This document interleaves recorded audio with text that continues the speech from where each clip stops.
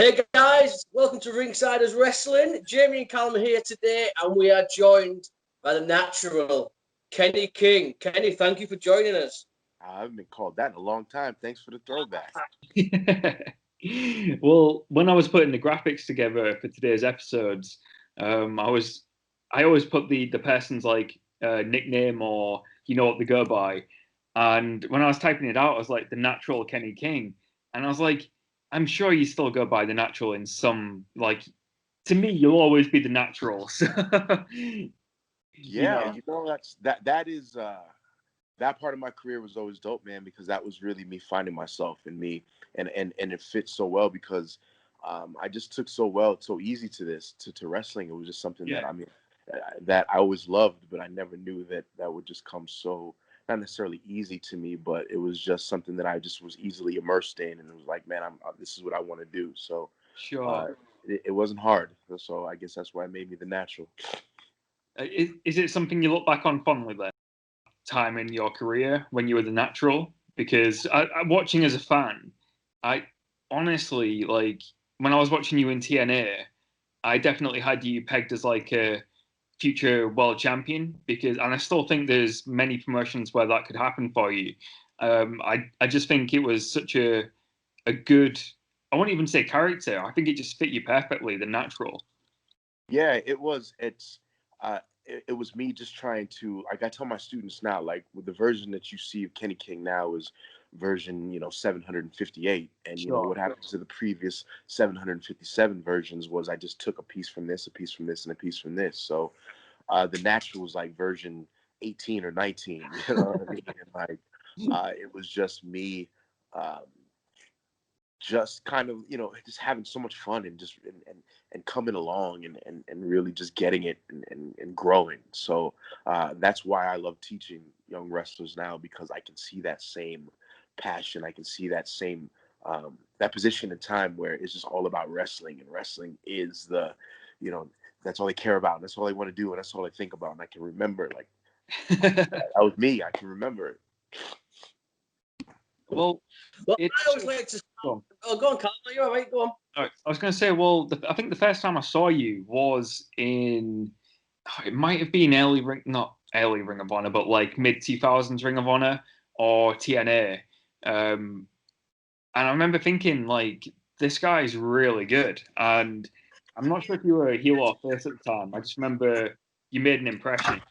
But then I found out before that you were actually, this is only something I found out today, you actually tried out for Tough Enough. I was on Tough Enough. You was on Tough Enough, yeah. I used to watch Tough Enough, and I was only young at the time. I think I was only maybe 10 years old. Might be why I don't remember, but you were on Tough Enough. That must have been a hell of an experience for a young wrestler. Final four. I need to go back and watch. Somebody's doing their homework on this show. Thank you. Yeah, I need to go back and watch it, because I remember I used to like Tough Enough, but I didn't really get if it was a work or not when I was younger.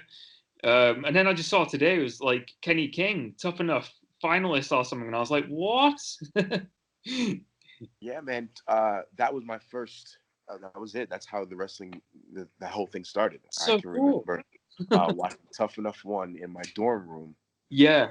A bunch of my friends looking at these guys like, man, these guys aren't even athletes. I can do that. Like watching these dudes not being able to jump rope and just trip over themselves getting into the ring. And I can remember very specifically saying, I can do that. These dudes I'd blow them out of the water. But at the time I was playing football at the University of South Florida. And then, if you fast forward maybe 10 to 12 months later, I'm walking on campus. I transferred from USF in Tampa to UNLV in Las Vegas, and I am walking on the UNLV campus, and I remember opening up the student newspaper, and there's a full page ad. Are you tough enough? Put your money where your mouth is. And I can, and then that voice in my head was like, well, you said that you could do it, and that's how it started. I sent a video, and had to do it at that point, didn't you? Yes, I did. Yes, I absolutely did. That guy in my head would have been like, yeah, you talk all that nonsense, and then you got scared. So, but even then, it was still such a a long shot that you even get an opportunity. Like they said, I think 15,000 tape submissions had been sent in, and they narrowed that down to 1,000 people, or maybe like 500 people that they brought into Vegas, and then they narrowed that down to 23 people, which got narrowed down to 13 people. So like the odds just keep getting smaller. Yeah, and then to be in the final four, I mean, that's incredible in itself. I mean, do you feel like that whole experience kind of got you off the ground quicker than usual? Like quicker than it would have taken if you didn't go on Tough Enough? Well, yeah. I mean, there's no question that Tough Enough started me sort of in the middle, right?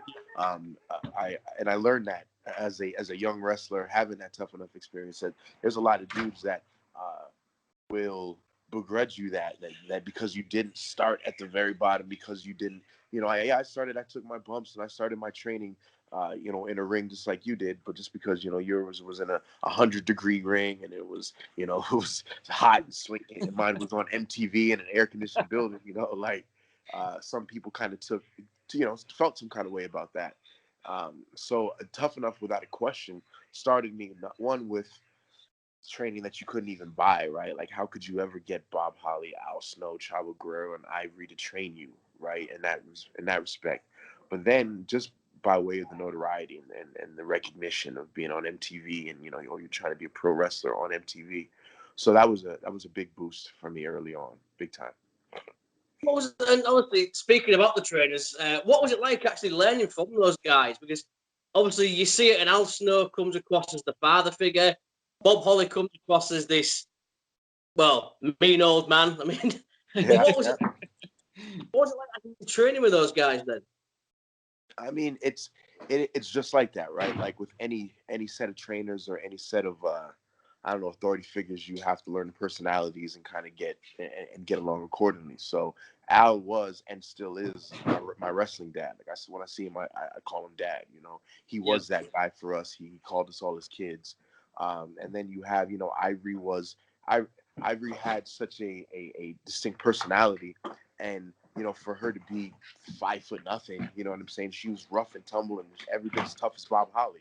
So, and then Chavo was he taught us the technician. So each one of these people who are amazing wrestlers in their own right, took a different kind of aspect of training. And kind of, that was their specialty. And of course, Bob was just there to beat the hell out of us and intimidate us whenever necessary. Yeah, I mean, I've interacted with Bob a couple of times on Twitter and stuff, and he comes across as actually as a very, very nice man. Is Bob a softie, really? He's a sweetheart. He'll kill me to hear this, right? Because he doesn't want anybody to know it. But he's a sweetheart. He was, Bob is that coach. He's a tough love coach. He's the guy that if he sees that you have potential, he's going to squeeze it out of you, even if you don't think that you have it. He's going to definitely let you know when you've done wrong. But Bob was not the type of guy who wouldn't praise you when he saw that you were coming along and you were doing it well. He would give you your props too. So one of my favorite guys, definitely as tough as he looks, but probably as nice and warm as he is tough. Yeah. So it sounds like you had a really good start to your wrestling career. Not like it doesn't sound like you were just given the opportunity, because I feel like a lot of people think if you're on Tough Enough, you have it easy, but it doesn't sound like you did. It sounds like you still had to fight and scratch and claw for every opportunity that you had, and I think that's obvious, judging by how well you've done. You've been in Ring of Honor, Impact. You've won numerous championships in every promotion. You've definitely made your own opportunities along the way too.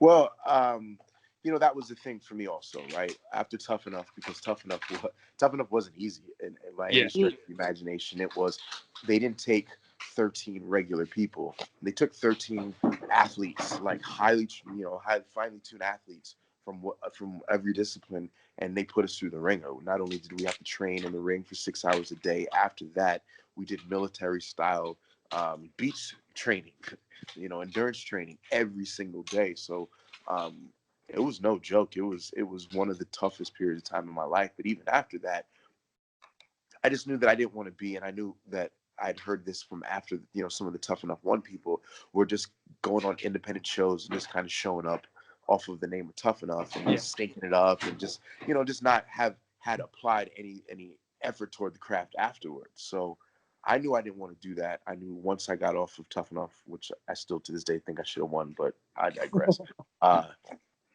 After that, I knew I was trying to do this. So I didn't take any independent bookings for a full year. I trained. There was a school here in Las Vegas that I trained at where I got to train with Cowboy Scott Casey, who trained Booker T, and Nick Bockwinkel, God rest his soul. Like, these are amazing people that I got to carry on my training with. So that by the time I did take indie bookings, I was ready. I wasn't going to, just be the Tough Enough kid. I was going to be this guy who's trying to break into pro wrestling. Yeah, I'm a big old school fan as well, and I read about Nick Bockwinkel training you. What was that experience like? What did you learn from Nick? 'Cause I'm presuming that was more of an old school mentality with him. Nick was in charge of our promos, and if I'm able to cut a promo, and then I attribute most of that, a lot of that, to Nick Bockwinkel, because Nick would be our Thursday nights. He'd come in. Nick would be the old school Mean Gene interviewer, you know what I mean? He'd give you a topic and he'd pitch to you. And then if you bored him in 30 seconds, he'd fall asleep right there in front of you, you know what I mean? And then wake up and then that's how you knew it was time to start over. And he would let you know, the art of the promo is to engage people, give them an idea of who you are, and put asses in seats, right? Sell tickets. So he was very tough. He was very, very, very tough when it came to cutting a promo, only because he knew the importance of it, and he wouldn't let even people whose promos weren't stronger. He wouldn't. Well, you're big. You don't need to cut a promo anyway. Everybody who was there had to be able to at least, complete the skill. And that was that old school training right there is why why you see so many guys from that era are successful. And I'm not saying that guys from new school era aren't successful, but there is a difference between old school training and this kind of things are done now. Well, that's one thing that when I first started watching you, a lot of people on like the wrestling forums and on Reddit and stuff like that were always saying how insanely charismatic you are. And now when you're saying about you doing promo class with Nick Bockwinkel, kind of makes sense if he was drilling that into you and you're doing promo classes with him and he'd fall asleep if your promo was boring. I imagine that kind of stuck in your head a bit. And that's probably the nicest thing he would do. You know what I mean? He would. So yeah, it was a thing where if you came in on Thursdays, all right, Nick's here, so let me at least have to step my game up, because I didn't want to get torn apart in front of everybody in the class, and that was just it. So it's one thing to have an innate charisma, but it's another thing to develop it and to kind of understand how it relates to pro wrestling and how to make it relate to fans. So a lot of people can have like a natural charisma, and I guess if you are the natural, that kind of makes sense. But a lot of people have natural charisma, but they don't always know how to convey it in wrestling. And I think if you can find out how to do that, that's when you become like The Rock or Steve Austin or something like that. For yourself, I mean, how did you manage to connect with the audience? Because you obviously did. What was it you did, and when did the penny drop for you when you realized, like, right, this is working? Well, I mean, I think it's just one of those things where you try so many things, and you, like I said, that version thing that I said earlier, that just holds true, because you take little bits of, every match. You have to kind of do self-analysis and say, okay, what worked, what didn't work, what did they respond to, what did they not respond to, what did I think was going to get the biggest pop that was a fart in church and nothing happened. So all of that stuff you got to take inventory of, and start to, if you, again, this is when there's lots of people that put on gear and wrestle, but if you want to turn this into a career, you have to start doing these things and take it to the next level. So that's when I started to be able to do that and realize I was doing that, when I was able to say, oh, okay, well, I didn't think that was going to go well, that match, but then this went, and then able to apply that. I think that's when there's a period in time of pro wrestling where you stop worrying about the footsteps and you start listening to the music. If that makes sense. Yeah. Okay. Yeah, that makes sense. So that's kind of when. Yeah, because I imagine as a young wrestler, you can be quite in your head about remembering certain parts and worrying about the smaller details. Once you can get out of your own head, I'm guessing that's when you can really start to focus on being in the moment. That's the number one key. Key thing in pro wrestling is learning how to be in the moment. So obviously, moving on, Ring of Honor. I know Callum was a huge fan back in the days, wasn't you? How did that come about? How did you get signed with Ring of Honor?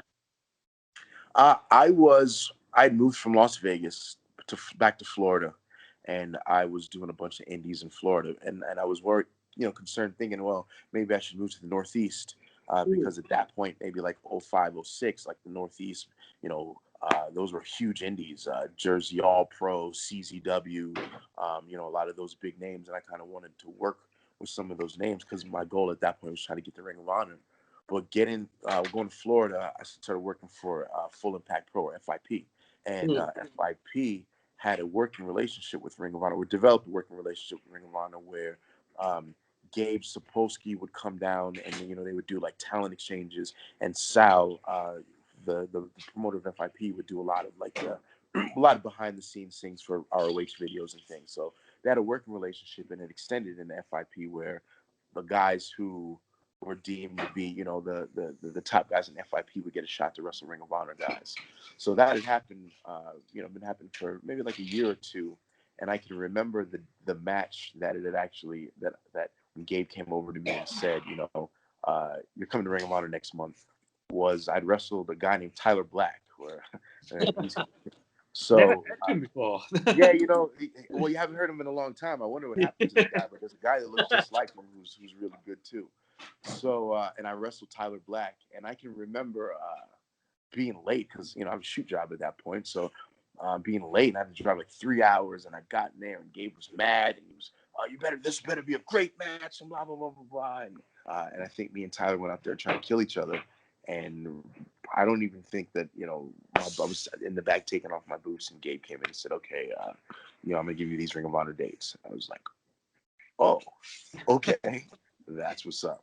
And, even then, those were still kind of like tentative dates and whatnot. And it was still maybe, I don't know, maybe 2 or 3 of those, maybe even like 6, 7 months after that when I actually signed my first Ring of Honor deal. And I think that was in 08. Yeah, actually, thinking back, I said earlier I wasn't sure if it was Ring of Honor or TNA that I first saw you. Now you've mentioned Full Impact, it was definitely when you were in through Full Impact, because I used to watch that as well. With the working relationship they had with Ring of Honor, they were bringing in quite a few new guys. There was like a surge of talent who came into Ring of Honor around that time, along with guys from Chikara, I believe it was. So yeah, there was a lot of new talent coming in, and that's it. I remember you coming into Ring of Honor. What was it like coming into the environment like Ring of Honor? Because obviously you were a former tag team champion in Full Impact Pro. Does it feel like you had to start again when you came back into Ring of Honor? Did you feel like you had to work the ladder, or? Oh yeah, I mean my very first match as a contracted talent in Ring of Honor was with Bryan Danielson. Yeah. So I went 15 minutes with Bryan Danielson, my very first match. So, and at that point in time, you've got Bryan Danielson, Austin Aries, Nigel McGuinness, Roderick Strong, Davey Richards. I think like Jigsaw, Jack Evans. Like, you know what I mean? Like the talent, Claudio, Chris Hero. Like, you know what I mean? The roster at that point was just insane. So to be able to, my goal was just to kind of be able just to make some noise, because I knew that, and it was sink or swim Ring of Honor at that point. Like everybody's, we'll give you 10 to 12 minutes and you go out there and you just go. And when you really want to go out there and every one of these guys is amongst one of the best in the world, it's really one of those things where you got to sink or swim. You got to put up and shut up real fast. Sorry, you what? Go on. I was saying, how important was obviously your Ring of Honor time as well, because with the guys you said that you've been against, like Daniel Bryan, you faced Kevin Owens when it was Kevin Steen. Obviously, different guys, wrestle different styles. Was that a big help to you? You know, getting to learn these different styles. That I think that was the appeal of Ring of Honor at that point for me, especially because you had so many dudes that could work so many different styles. Bryan Danielson or Daniel Bryan, whichever one he is today, right? You know, one of the best technical wrestlers in the world, right? And then you've got some of these guys like Jack Evans, one of the best high flyers in the world. So each show, each match, you could be pitted against somebody who doesn't wrestle the style that you're used to or wrestle your style. So getting the ability to get good at wrestling every style is that experience is extremely important. It's one of the most important experiences that you can have as a pro wrestler is wrestling guys that wrestle different styles so that you're not a power guy or a speed guy or a lucha guy, so that you have that kind of diversity. Yeah, like you said, the talent in that time in Ring of Honor, the year that you came in, is arguably one of the best, most stacked rosters in wrestling history. Like, especially like when you look at either where they've gone to, or like yourself, you former 2-time X Division champion, Ring of Honor television champion. You've got a lot of credentials to your name too. So everyone in that period of Ring of Honor has done really well for themselves, and everybody had a different style. You had Claudio, who was like the powerhouse. You had Tyler Black. Tyler Black was like, you know, your typical indie guy at the time. He was flashy. Such an interesting time for you. What stands out for you as like one of your favorite early matches in that time in Ring of Honor? Oh man, there's quite a few of those. I think it's one of these two. I think either myself. This is from HD Net. It was me, Jay Briscoe, and Kenny Omega had a 3-way that was pretty insane. I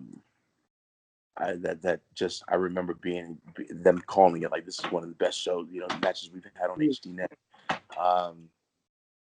Me and Kenny Omega also had a pretty crazy singles match in St. Louis, wrestling at the Gateway. That's early on. That's maybe 2009.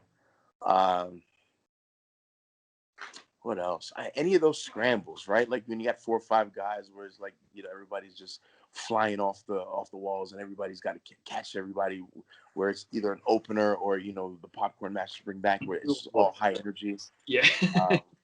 Any one of those that I was ever stuck in, I was always my mission was I'm gonna come out of this the best guy, no matter whether I win or lose the match. I'm gonna come out of this looking the best. So all of those were fun too. Just like I said, my goal was just to make my name and make people remember me, because the true thing about Ring of Honor is a lot of guys also that came in, but a lot of dudes came and went too. So it was never my goal to just kind of be a guy that appeared in Ring of Honor. I wanted to kind of be there to stay. Oh yeah, and I think you did easily did that. Obviously, just speaking of that, because I know Callum's very modest, but Callum's like the biggest Kenny Omega fan in the world. I mean, what was it like getting in the ring with Kenny? Because people say he's the best in the world. I mean, is he that good? What was it like being in there with him? I think it was, this is again very early in both of our careers, so we are both very.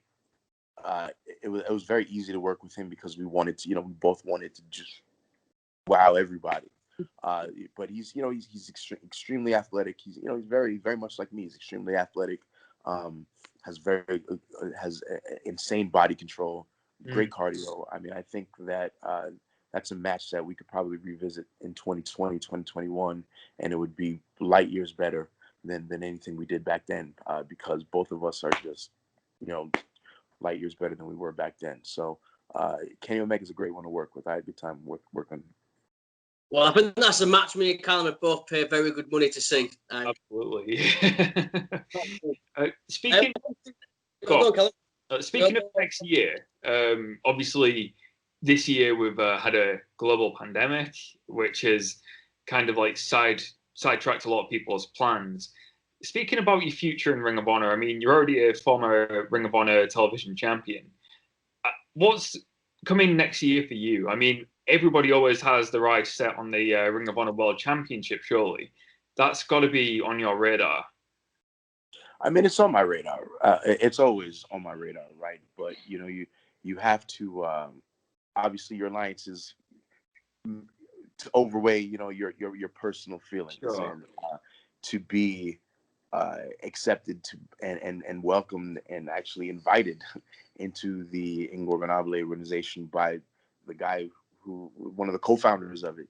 That was very important to me, and it's a very, you know, it's a dope thing on my resume, I think, to be, you know, in Ingobernables. So that to me is more important than the world title right now. So as long as Roosh has the world title, I got Roosh's back. And anybody that come looking for, they got to go through us first. So you're loyal. I like that. Absolutely. So obviously, moving on, I want to talk TNA as well. How did that come about, TNA? And then obviously, I'm going to talk about the Beatdown Clan at some point as well. But how did the TNA move come about? Well, I mean, you know, the simple fact of the TNA move, and I've said this in multiple interviews, came down to this. My contract was up. I had spoke to the Ring of Honor management at that point, where I wasn't sure what I wanted to do. I at that point I even contemplating retiring, you know, just because I wasn't sure what I wanted to do. But I had told them that, listen, I know that I had put in, at that point, 4 years under contract with Ring of Honor, and I felt like I had the ability, and I'd earned the right to at least see what I was worth on the free market elsewhere, right? And and that was discussed. That was discussed over and over and over, and that was discussed before the decision for us to win the tag belts was made, and I was not under contract in any way, shape, or form, and even the handshake deal that I had made with Ring of Honor management, we had spoke about it and had realized that to Ring of Honor management not beneficial to me. So I'm not going to honor any deal where you have the upper hand on me, especially if it's just a handshake deal when you knew when going in that it was only going to be beneficial to you and not to me. So that being said, and I'm just trying to be as politically correct as usual, because usually I have a whole lot more fucks to say in this story, but you know, it's Sunday morning.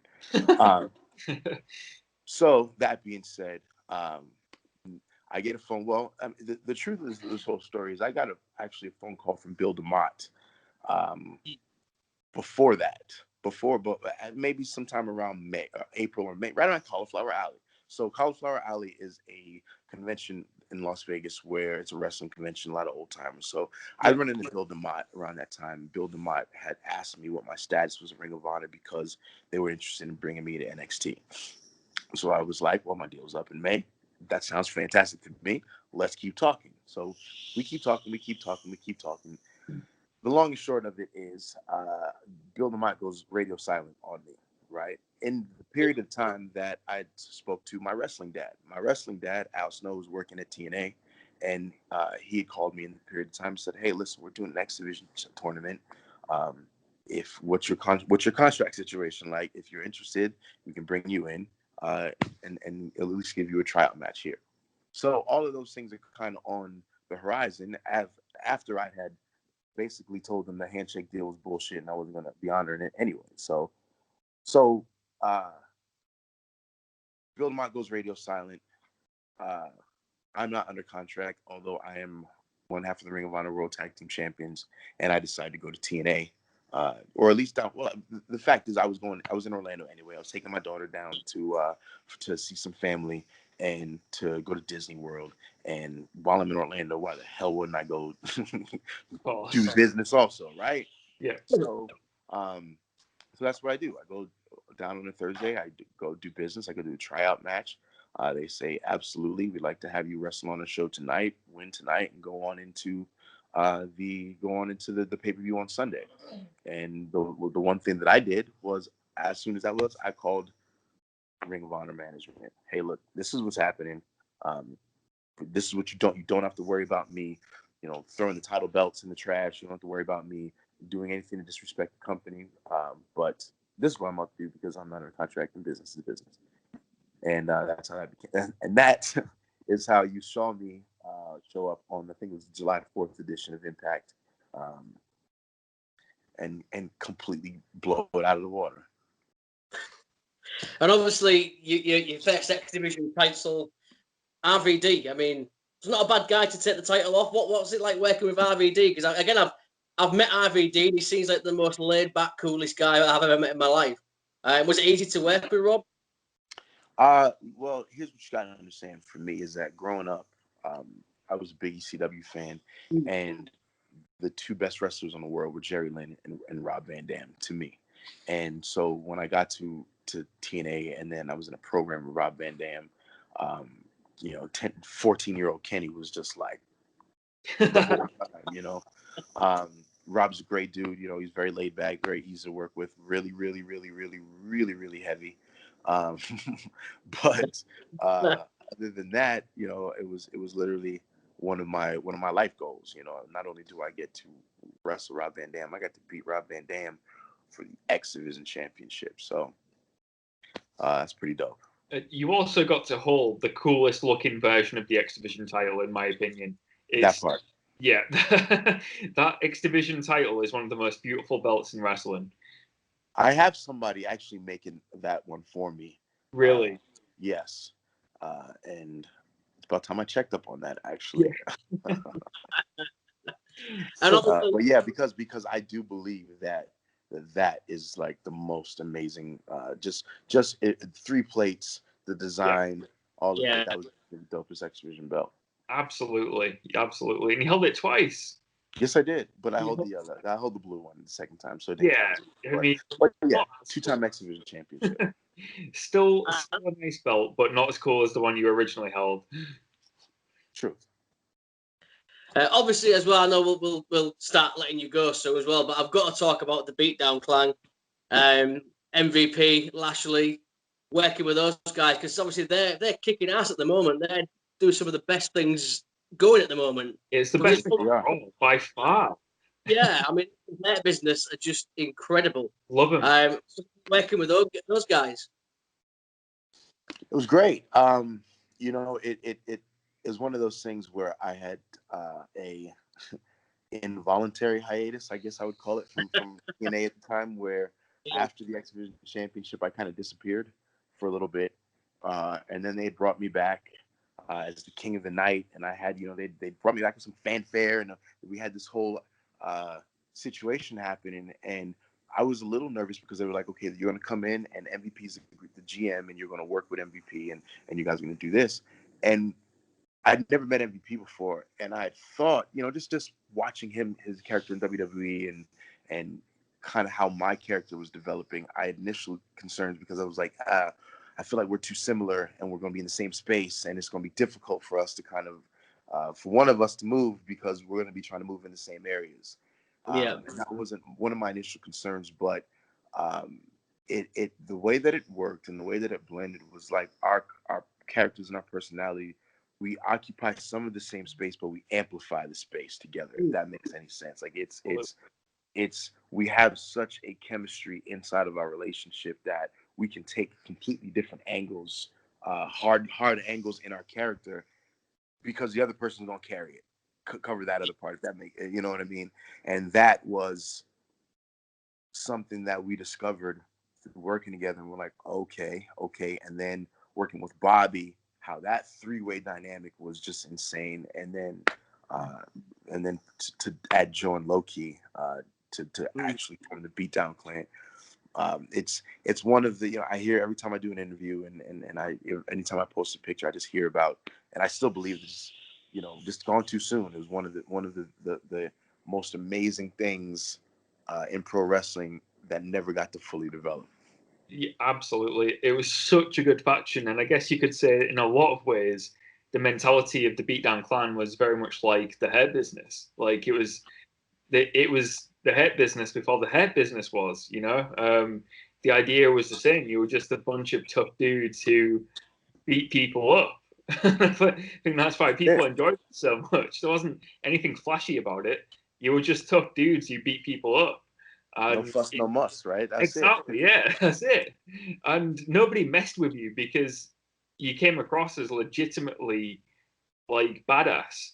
And I feel like that's kind of what makes the hate business so good, is because people don't have a hard time believing these are just tough dudes. Like they'll fuck you up. You know, sorry, it's a Sunday morning. In $1,000 suits, right? Like, yeah, and I love it. Shit about it.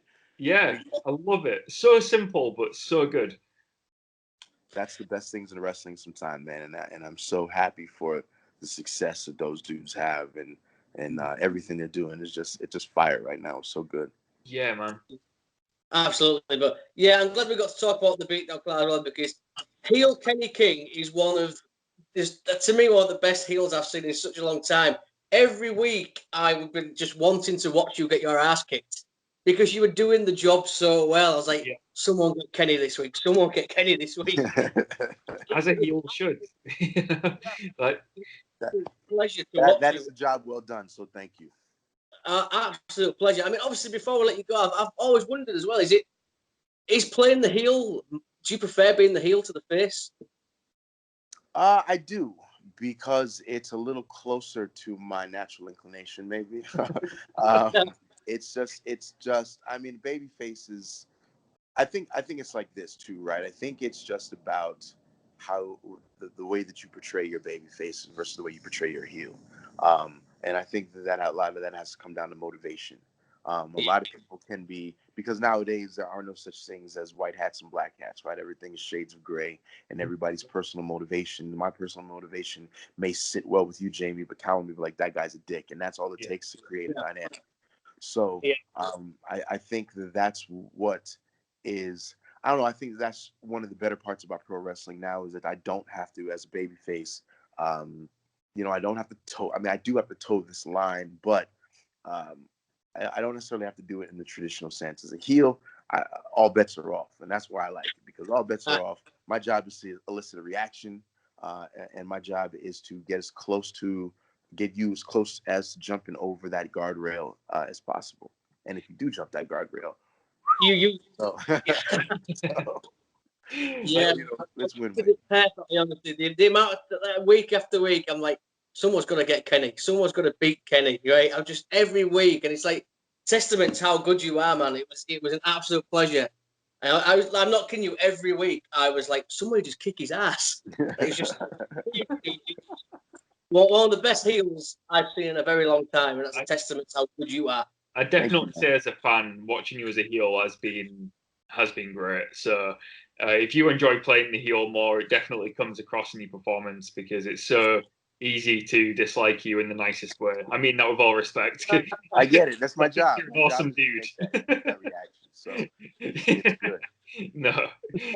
It's so weird saying that to somebody when you're talking to them. It's like, yeah, I love hating you, even though you think you're an awesome dude. Like, yeah, it's so easy to dislike you. Right. It's the paradox. It's the pro wrestling paradox. Only in wrestling could that happen. Only. Yeah. Can that be the biggest? I'm not sure, but yeah. It's true though. It's like we mean it as the biggest compliment, yet we're saying that we love seeing you get your ass kicked. It's like, it's brilliant. But honestly, that's my job, right? That is my thing. Yeah. That's it. Obviously, before we let you go, it's been an absolute pleasure. Is there anything you want to plug, promote, social medias, merchandise? Well, yeah, man. I just want to just let everybody know that Ring of Honor is back. We have a pure tournament, and it's everybody has been completely over the moon. I am still pissed about my the decision, the how I was jerked in the pure tournament, but that's no here nor there. I should definitely be pure champion. But that being said, the new format, people are loving it. We have so much more of that same coming. Just continue to watch Ring of Honor. Follow me on social media, Kenny King PB2 at Kenny King PB2. That's Twitter. That's Instagram. As you guys know, if you shout out at me, I'll probably shout back at you, unless I'm pissed about my team losing on Sunday. So, that's about it, man. Catch us on Ring of Honor. Continue to support. Be safe, and wear a mask. Kenny, I hope the bets have better favour with you. I hope this has kind of distracted you for 40 minutes or so. But like Jamie said, it's been a pleasure speaking to you. Would love to speak to you again down the line, see what's going on in Ring of Honor, and maybe, hopefully, we'll see the pure title around your waist at some point too. So, yeah, Jamie, it's been great speaking to you. We've been Ringsiders, and we'll see you next time.